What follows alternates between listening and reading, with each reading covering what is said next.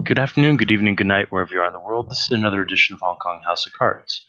Tonight we are having a little bit of a side scene for Lefty, trying to get him more involved in the game, and also bring him up to speed on what's going on in the city. So, as Lefty, it's basically 3 nights ago. Okay. Lefty would have just felt that sudden surge through the city, probably closer to 12:30. And the next morning, if he was able to fall asleep afterwards, the next morning he'd get a knock on the door. Gonna take a peep through that peephole. It's one of your more elderly neighbors, one of the ones that you helped to,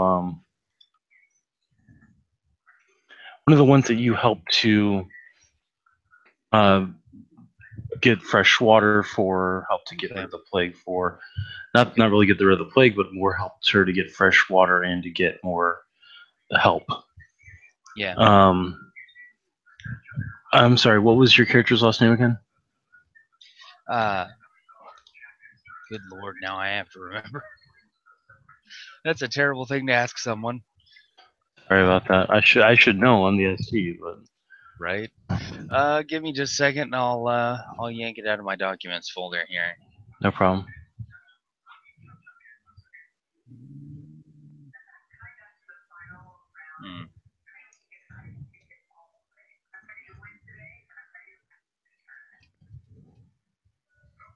Thought I consolidated all this into a single portion, but let me jump on and grab it off of the. That's probably the site. Way to do it. Yeah. Something crazy in Russian. We'll give it that. That's weird. You're not in the vampire. You're not in the mage one. Here we are. Okay, there's Lefty. Yeah. All right. Fantastic.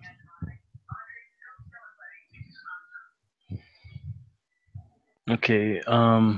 Tells you how often we do. Dmitriev. Thank you. I was gonna say that we can't even remember my own last name. No problem. One thing I want to do is get this.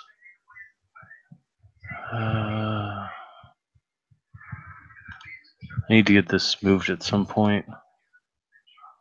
Move topic. Submit. Move topic to mage characters. Because I says so. All right, so is it asking for authentication? Yeah. So from now on, your character sheet can be found in the mage character section of the character sheets and blue booking section of the game management and rules section of the form. Okay. But yeah, your last name is Dmitriev. Mr. Dmitriev, are you awake? I'll open the door for her. Of course I'm awake. What can I do for you? Wonderful news. Hear over the radio that the CDC has cured the illness. It's fantastic.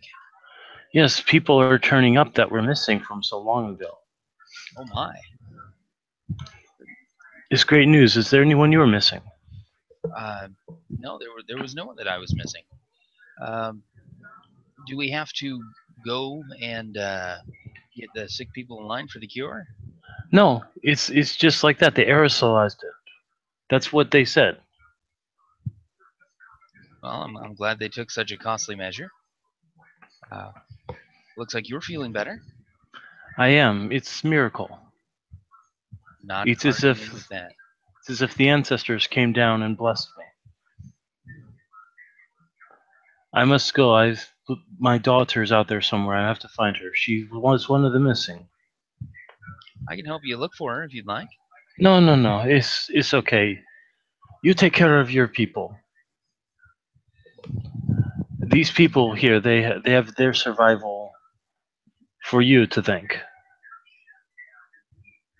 You're just kind of trying to English and failing a little bit at it. I don't English, if you'll remember. That's true. Well, she's trying to Cantonese where she should be Mandarin. So. There you go. You go find any help you need. But the people, everyone is safe now. Is able to leave. Good. Good. I guess I'll see her to the outer door of the building. If she's gonna look for her daughter, I'll walk her that far at least. Yep.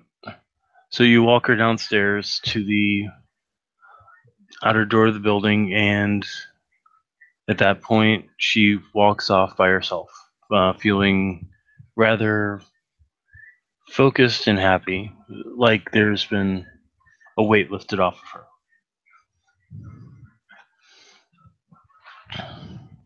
I guess I'll go see the building manager, see if there's anybody, any tenants that he knows of that may have been among the missing.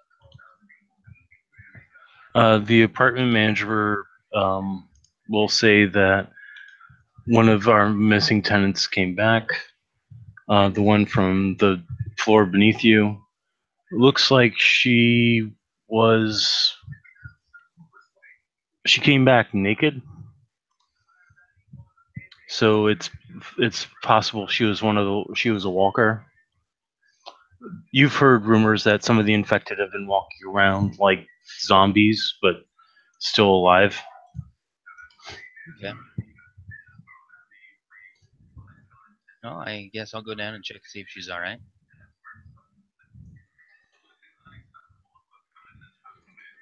You go downstairs. There is a Chinese girl at the door when you open it, but from last you understood it was a Ukrainian woman. Come on in. She says this in almost flawless Russian. Don't mind if I do. There's something kind of familiar about this Chinese girl, despite the fact that it looks like basically looks like something out of a tentacle hentai. That's just disconcerting. Well, I mean, attractive teenager wearing a high school uniform. Okay.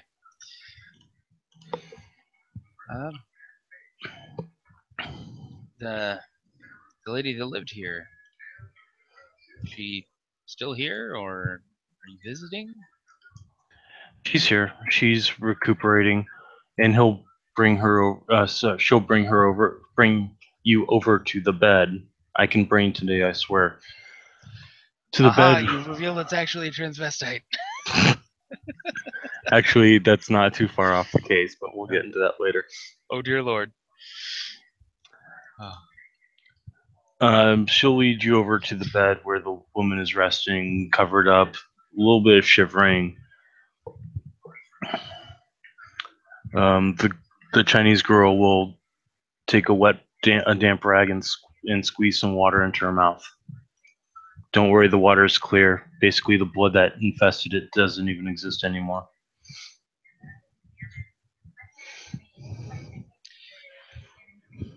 Just a quick question. Was that a statement? That was a statement.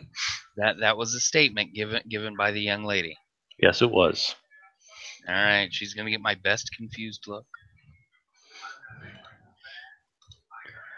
She'll look over and see the confused look on your face and say, "It's a long story. We've met before, but I don't know if you remember. My name is Izumi Takahashi." Doesn't ring a bell. Yeah, I didn't think it would. You had kind of a busy night when we met. I'm sure you felt it last night. There was an odd sensation last night. Were you at that bar where they drugged me? You weren't drugged. I beg to differ.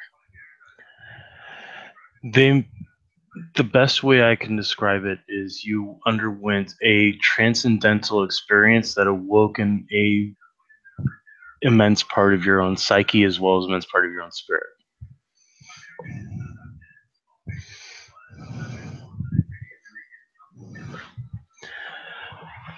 What happened last night when your neighbor said it was a miracle really was a miracle. Basically, what was causing the infections was the blood of an elder vampire. All right, so You're telling me vampires exist? Vampires, fairies, werewolves, mages also exist. Okay. So we'll take it on credit that I'll go with vampires exist, and that logically, if they exist, then the rest of these things have to exist. So Your logic is sound. how then would you be connected to these things? She'll stand up. She'll blink, and then she'll open her mouth, and you'll see these like rows of fanged teeth. And then she'll close her mouth. I'm a vampire. So vampires then, is it like in Bram Stoker's novel where you burst into flames upon sunlight, or are you glittery? Depends on the vampire, to be honest. I'm close enough to what I once was that sunlight's merely uncomfortable and a little bit of painful. Okay. It's why I was asked to keep an eye on you in case you got into an unpleasant situation with the recent problem. Okay. Which explains why you're here. Did you know this lady beforehand? No. I didn't even know the woman's name until it was told to me when she got brought in this morning. Okay. It's going to be a common problem, she'll say, and then she's going to walk over and place a hand on the woman's forehead. They underwent a traumatic experience and it's slowly being erased from their minds. So, given that information, and provided that all of our other conjectures are true, the, I guess you could say, supernatural community desires to remain hidden? We all have rules that we have to follow. One of those is don't let the mundanes know we exist. Think of it like, are you familiar with the Harry Potter novels? I am. Think of it as the difference between the Wizarding World and the Muggle World. Wizarding World tries like hell to keep the Muggle World from knowing they're there just in case of bad shit happening.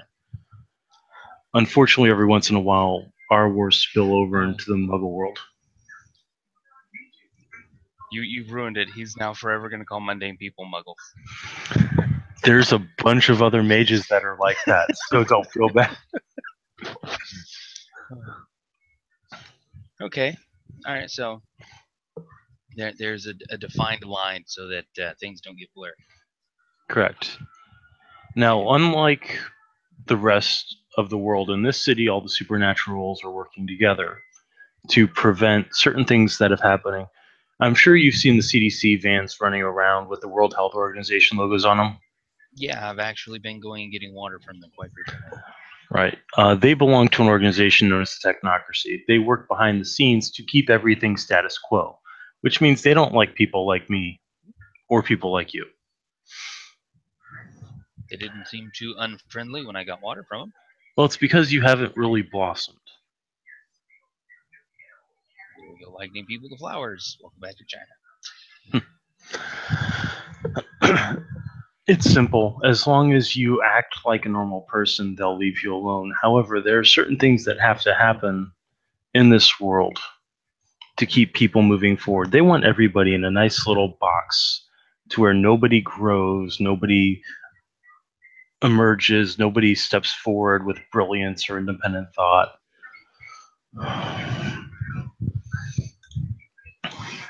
And so this makes them Adversarial. There you go. That's a better word than what I was going to say. I was going to use air quotes to say bad people. But adversarial is a good word. You're going to learn real quickly that there is so many shades of gray in this world. You've got your good vamps, you got your bad vamps, you got your good mages, your bad mages, your good shifters, your bad shifters, your good fae, your bad fae.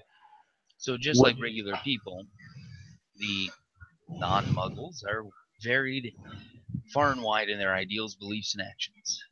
That's a very enlightened way to put it. Yeah, you'd be correct. And I'm just going to assume that this is the part where you tell me that I'm going to need training before I harm myself or others. Wouldn't be a bad thing.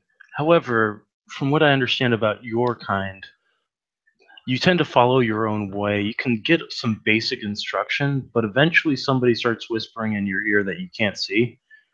It's called your avatar. Like the movie with the blue people. No, not exactly that. Think of it more as a spiritual manifestation of your ability to warp reality to your will. Okay, so in other words, my people.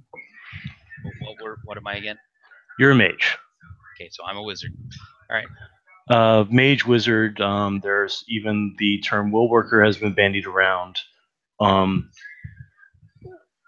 you'll find that well, no, sorcerers, from what I understand, are a weaker version of what you are. You have actual full potential where they are limited.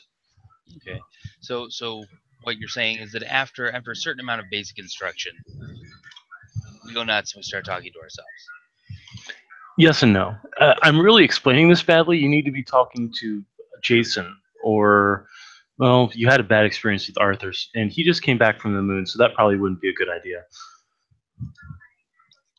Okay. So you would recommend this Jason as someone to seek this basic learning from? Yeah, Jason Morley. In fact, and she's going to reach into a purse and pull out a cell phone, take out a piece of paper, and with her other hand write down the number and the name and hand it over to you. Tell him that Izumi Takahashi sent you his way. Izumi Takahashi. Yeah. Okay. That would be me. And Jason Morley is one of the more level-headed ones, except for the time he tried to summon a paradox spirit. But then again, he was under the effects of absinthe at the time. I understand he's gotten off of it. No, that's good. Absinthe can be bad for you. Yeah, especially when it's the stuff that Arthur brought from the Netherlands that has the LSD in it. All right, yeah, okay. I'm putting these people in a bad light. They really are good people. The reason why Arthur was on the moon was to protect the city.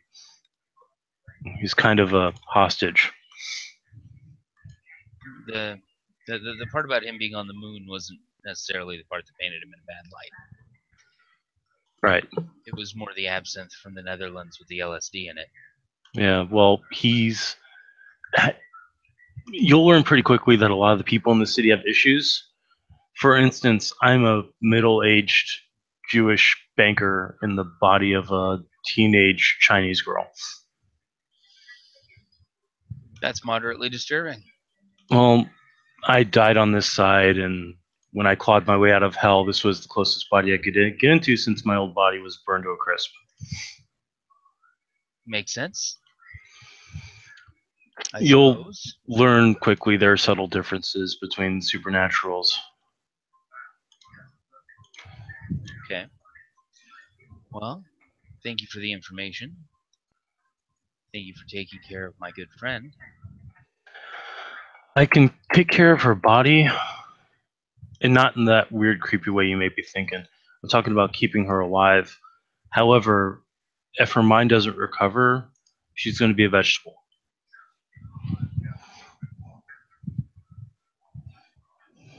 Do you know of any way that we might be able to assist in such a function?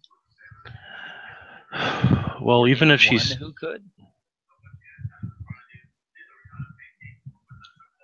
Yes, actually. There's a suitably powerful mind and a suitably powerful life mage in the observatarium where Jason and his kind make their home. They may be able to reconstruct her brain. And with the proper amount of life magic, they could heal her body of the current trauma that's surging through it. Okay.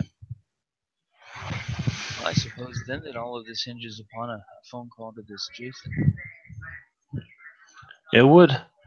I'd recommend getting in touch with him as soon as possible. Oh, and if you run into a guy in a white suit with white sunglasses and a white hat, run away. He's the leader of the technocracy in this domain, and he's an asshole. Okay. Well, I've got to try to get her to eat something. I don't really think you want to be here to see that. It's not pretty. Probably not. She's going to walk over, pull out a bowl, pull out some fruits, and start mushing it into a paste. And I'm gonna head for the door. Right. By the way, what do I call you? Besides Mr. Dmitriev. Don't know yet. Mr. Well, Dmitriev works for now. It was a pleasure to finally meet you, Mr. Dmitriev. You take care now. You too. All right. And at that, we'll go ahead and stop the broadcast. Just for your personal edification, let me go ahead and stop it. Thank you, players, for playing. We actually had one person who's watching, so thanks for watching. This has been another edition of Hong Kong House Cards. Have a good night, and it's once again safe to drink the water. Yay!